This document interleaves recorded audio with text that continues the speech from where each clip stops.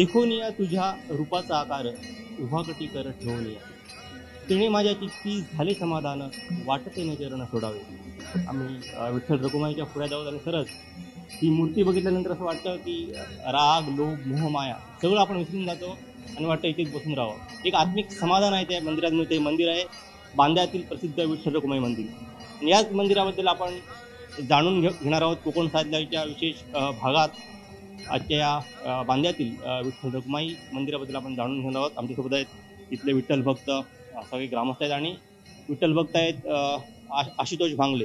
काय सांगाल हे मंदिर कोणत्या वर्षी बांधण्यात आलं आणि या मंदिराचा इतिहास काय? नमस्कार, जय हरी विठ्ठल, जय बांदेश्वर। मी या ठिकाणचा सेवेकरी आहे आणि सर्व आमचे येथील सेवेकरीच आहेत। इथे कोणी पदाधिकारी नाही, सगळे सेवेकरी विठ्ठल जेवण कार्य करतात।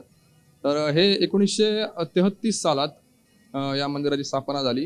हे मंदिर बांधलं त्याच्या आधीपासून ही गाभारा वगैरे होतं, त्याची एक्झॅक्ट तारीख आम्हाला कळत नाही। त्यामुळे त्या तारखेपासून जर बघितलं तर साधारण 80 पेक्षा जास्त 87 वर्ष या मंदिराच्या या बांधकामाला झाली असतील आणि मंदिराच्या गर्भगुडीला खूप वर्ष झाली असतील, त्याची आम्हाला एक्झॅक्ट कल्पना नाही, पण त्याच्याबद्दल ते स्थापन झालंय। पण तेव्हापासून परंपरागत बांध्याची जी भक्तीची परंपरा आहे, म्हणजे आमची आता ही खूप पुढची पिढी आहे, आमच्यावर कित्येक पिढ्यानपिढ्या या ठिकाणी विठ्ठल सेवा झालेली आहे आणि त्यांच्या सर्वांची पुण्याई म्हणून आम्हाला सद्बुद्धी लाभून त्यांचेच सर्व आम्ही अनुयायी, त्यांचेच पुढची पिढ्या आम्ही विठ्ठलाची चरणी सेवा करतो आणि या ठिकाणी सर्वजण एकोप्याने या ठिकाणी विठ्ठल चरणी आपली सेवा रुजू करत असतात। एखादं जुनं उदाहरण तुमच्या आजोबांनी पडजोबांनी सांगितलं असं काय विठ्ठल भक्तीचं काय माहीत आहे का? या ठिकाणी वर्षभर कार्यक्रम होत असतात।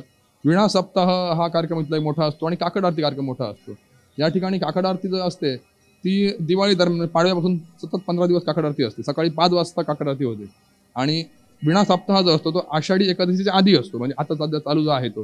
तर विणा सप्ताह आणि पावसाळी दिवस याचं एक समीकरण जुळलेलं आहे। त्या काळात बांद्यात जो पूर यायचा, आता येतो तसा, पण तेव्हा त्याच्यापेक्षा मोठा पूर पूर्वी यायचा आणि तेव्हा या ठिकाणी मंदिरात पण तेव्हा पाणी आलेलं की तेव्हा विणा सप्ताह चालू असताना अगदी मंदिरात इथपर्यंत येऊन पाणी पोचलं। शेवटी हा विणा विठ्ठलाच्या गळ्यात घालावा लागला आणि त्याच्यानंतर तो पाणी ओसरलं। त्या काळात अनुभव बरेच लोक सांगतात, पण तेव्हा सुद्धा असं मोठ्या प्रमाणात पाणी यायचं। यावेळी पण 19 साला जे पाणी आलं ते सुद्धा इथे विठ्ठल चरणी इथे पायरीला येऊन लागल्यानंतर काही वेळानंतर ते पाणी ओसरलं। असं म्हणजे एक श्रद्धा आमची आहे।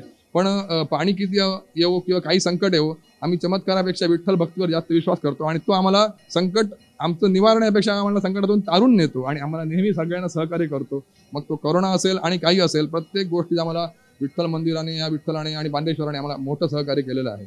इथे बांद्यात विठ्ठल मंदिर व्हावं असं कोणाची कल्पना होती, कोणाला सुचलं होतं? त्या काळातला कसं आहे, आता आपल्याकडे मीडिया भरपूर आहेत आणि संग्रहात पण भरपूर प्रत्येक कार्यक्रम किंवा प्रत्येक माहिती संग्रहात असते। त्या काळातले जुने जे शिलालेख वगैरे आहेत किंवा ती माहिती आहे तशी आम्हाला मुखोद्गत म्हणजे ऐकून ऐकली ना त्याप्रमाणे ऐकत आहोत। त्यामुळे अगदी येथील काही ज्या मूर्त्यांवर कोरलेली माहिती असते किंवा त्याप्रमाणे आम्हाला कळतंय। पण स्थापना करताना एक गोष्ट आम्हाला माहिती आहे, समजली की हे जे मंदिर बांधलं तेव्हा इथे सटमडवरती पाण्याचा प्रवाह आहे। हा प्रवाह पूर्ण इथून एक ओवळ बनून इथपर्यंत आणण्यात आलेला होता आणि ते पाणी इथे थांबवून म्हणजे ती आमचे जे सगळे लोक आहेत त्यांच्या अगोदरचे 3 पिढ्या, म्हणजे त्यावेळी आमचे आजोबा वगैरे होते किंवा पणजोबा होते, त्या काळात ते बांधून त्यांच्यानी इथे सगळं काम करून ते पाणी अडवून हे देऊळ अगदी काहीतरी सेवार्थ एक पैसा 2 पैसा काही गोळा करून ते बांधलेलं आहे आणि याच्या पायात भक्ती रुजलेली आहे।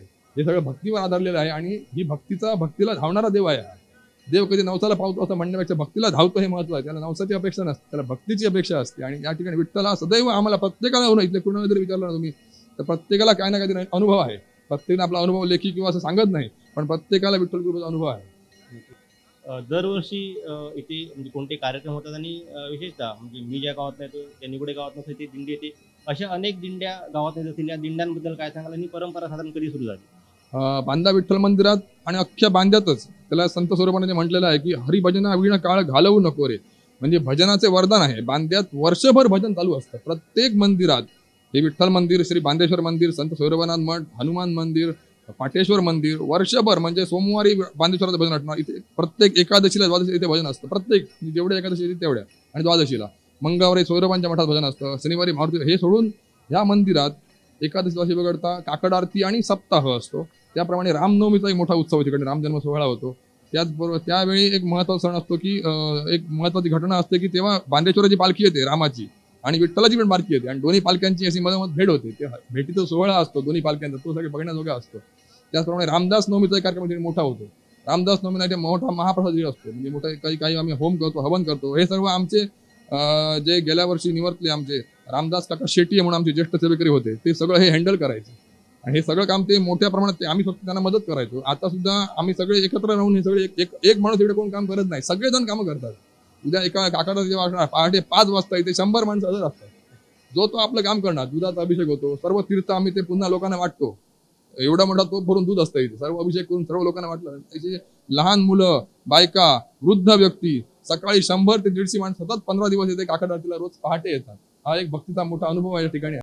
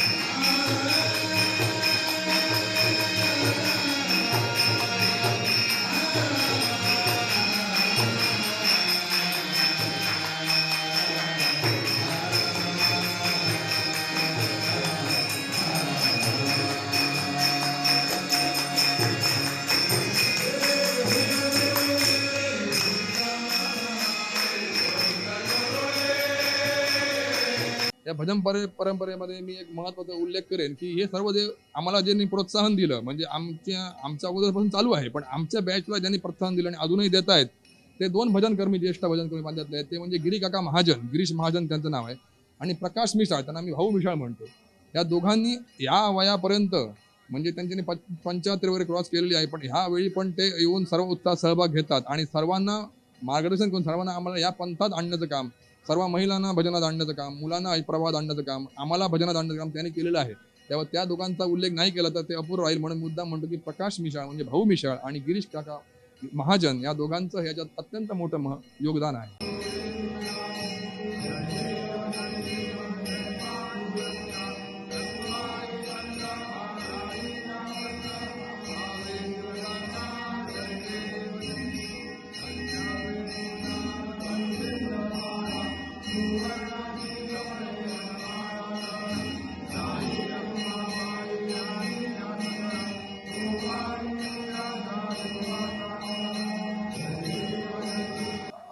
वाऱ्यांबद्दल आषाढी एकादशीला या ठिकाणी वारी याची परंपरा पूर्वापार चालू आहे. त्यात अत्यंत जुनी आणि पहिल्यापासून दिंडी जी आहे ती निगुडे गावची दिंडी आहे. निगुडे गावातून नदीच्या पलीकडे म्हणजे पूर असून दे काय असून दे, ती माणसं कशीही करून होडीतून म्हणा आणि कशी, आता तरी पूल झाला आहे पण तेव्हा ते नसताना पण प्रतिकूल बत्त्या वगैरे घेऊन ती दिंडी मानाची दिंडी मानली जाते या ठिकाणी. ती सर्व वयोवृद्ध माणसं बरेचसे असतात आणि ती आवर्जून या ठिकाणी येतात. अगदी करोना काळात पण बंदी असताना आम्ही शासनाची परवानगी घेऊन ठराविक माणसं आम्हाला अलाउड केलेली होती, 20 माणसं, 100 माणसांची असतात, पण तरी पण ती परंपरा खंडित झाली नाही. ती पण माणसं येऊन अगदी नियम पाहून आम्ही ती दिंडी त्यावेळी पण केली. त्याबरोबरच इथे राम भरोसे मंडळ आणि देऊळवाडी इथून एक दिंडी असते. त्यानंतर निमसगाव येथील एक दिंडी असते, प्रसिद्ध दिंडी असते, पण असे चांगले संतांचे हे करून प्रत्येक दिंडी अशा संतांचे प्रतिमा केलेल्या असतात. लोक सजतात, वेगवेगळ्या संतांच्या, देवांच्या, विठ्ठल रुक्मिणीच्या, संतांच्या भूमिका करून ते येतात आणि वादग्रस्त दिंड्या सगळ्या इथे निघतात. त्याचप्रमाणे देऊळवाडीची आहे, निमसगावची आहे, त्याचप्रमाणे उभ्या बाजारातली एक दिंडी असते, इथून स्थानिक आमचे सेवक आहेत त्यांची एक दिंडी असते. या सगळ्या सर्व दिंड्या येतात आणि सर्व विठ्ठल दर्शन घेऊन त्यांचा ते मान सगळ्यांच्या अल्पपहाराची व्यवस्था केलेली असते. आणि या ठिकाणी सर्व दिंडी आल्यानंतर साधारण 9 वाजता इथे पालखीचा सोहळा होतो. पहाटे 5 वाजता काकड आरती होते आणि रात्री पालखीने या कार्यक्रमात सांगता होते आणि पूर्ण सोहळ्यात सांगता असते की गोपाळ कालम आणि कार्यक्रम असतो या ठिकाणी. तो वर्षातून 2 वेळा होतो या ठिकाणी. विठ्ठल हे असं एक दैवत आहे, तिथे गरीब श्रीमंत जाती धर्म काही पाळला जात नाही, सगळे एकमेकांच्या पाया पडतात. तीच परंपरा इथे बांध्यात या मंदिरात चालू आहे. हो, बांधा मंदिरात कोणत्याही जातीभेद पाळला जात नाही. या ठिकाणी सर्व जातीतली माणसं हे भजन करतात. तुम्ही मुद्दाम जर बघाल तर आमच्यात असे सर्व समाजाची माणसं आहेत, त्यांचे अभंग सुद्धा आम्ही त्यांचे हे पण बनवलेले आहेत. मुद्दाम म्हणजे सर्वांचेच बनवले, असे पर्टिक्युलर कोणाचेच नाही. या ठिकाणी त्यांचे व्हिडिओज पण बनवलेले आणि अत्यंत सुंदर सेवा करतात. इथे प्रवेश सर्वांना खुला प्रवेश आहे. विठ्ठलाच्या दरबाराच्या पायरीवर सगळ्यांनी सांगण्यात समाधान आहे आणि सर्वांना समान स्थान आहे. आपला जो अहंकार, आपलं पद, जे आपलं काय आहे ते विठ्ठल मंदिराच्या बाहेर पायरीकडे जेव्हा आपण चप्पल काढतो तेव्हा सगळं तिथे ठेवायचं आणि इथे यायचं आणि विठ्ठल सेवक म्हणून इथे यायचं, असे आमची इकडे परंपरा आहे आणि सर्वांनाच ते आवडतं तसं राहायला. तुम्ही कोणाला विचार तुमचं काय बा विठ्ठल मंदिरात पद, आम्ही विठ्ठलाचे सेवक आहे, पण हे अध्यक्ष आहेत, पण यांना विचार आमचं काय, आम्ही सेवकरी म्हणणार. तो कोणालाही विचारा, प्रत्येकाचं हेच आहे. आणि सर्व लहान मुलापासून आमची आता कसं आहे, महिलांची भजन सेवा असते या ठिकाणी. महिला पण या ठिकाणी मोठ्या प्रमाणात 50-60 महिलांचा दररोज संध्याकाळी भजन असतं सप्ताह दरम्यान. त्याचप्रमाणे मुलांचं एक ग्रुप आहे, ते मुलांचं भजन असतं आणि स्थानिक भजन कमिटी ते पण भजन असतं. म्हणजे सर्व प्रकारे सर्वांना समावेश करून सेवेचा हा एक पायंडा पूर्वीपासून आम्हाला पूर्वापार लाभलेला, आम्ही निर्माण केलं नाही, देवाने निर्माण सगळं केलेलं आहे.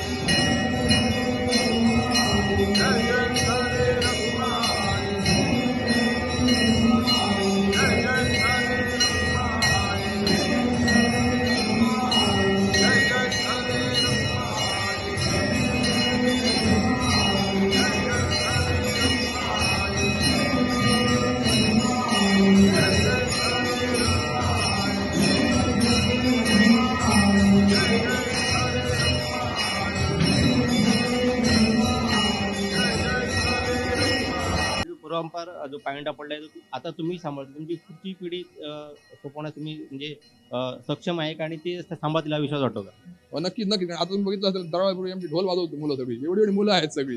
शाळेतून सुटली की ते हजर राहणार, ते ढोल बिल वाजून सगळं करून ते आपलं प्रत्येक टाळाला म्हणा, विणा घ्यायला, साहित्य मांडून ठेवायला सर्वच मुलं आपण म्हणतो की धर्म कुठे चालला, हे कुठे चाललं, हे करायला, ते जे आहे, ज्या परंपरा आपल्या मुळात आहेत त्या जरी पाळल्या तरी खूप आहे. जगाला, दुसऱ्या जातीला, दुसऱ्या धर्माला दोष देणे याची काही गरज असत नाही. आपल्या संतांनी अत्यंत चांगल्याप्रमाणे, अत्यंत सोप्याप्रमाणे नामस्मरणाचा मार्ग दिलेला आहे, सेवेचा मार्ग दिलेला आहे. तो करण्यासाठी आपल्याला उत्सव दिलेले आहेत. जे आपले उत्सव आहेत ते उत्सव अत्यंत चांगल्या प्रकारे आपण केले तर आणखी कोणताही धर्म जागरण करण्याची गरज नाही. पण लोक ते करत नाहीत आणि अन्यथा वाम मार्गाकडे जातात आणि त्यांना तो धर्म वाटतो. हे चुकीचं आहे. नक्कीच. न लगे मुक्ती धनसंपदा, संत संग देई सदा, त्याची दान देगा देवा, तुझा विसर न व्हावा, तुझा विसर न व्हा.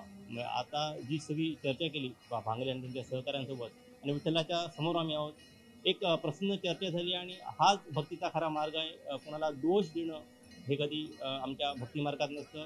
परमेश्वराची सेवा आणि लोकांची सेवा हेच आपल्या भक्ती मार्गातून गेलं पाहिजे. भगवान शेळटे, कोकणसाद लाईव्ह, सावंतवाडी.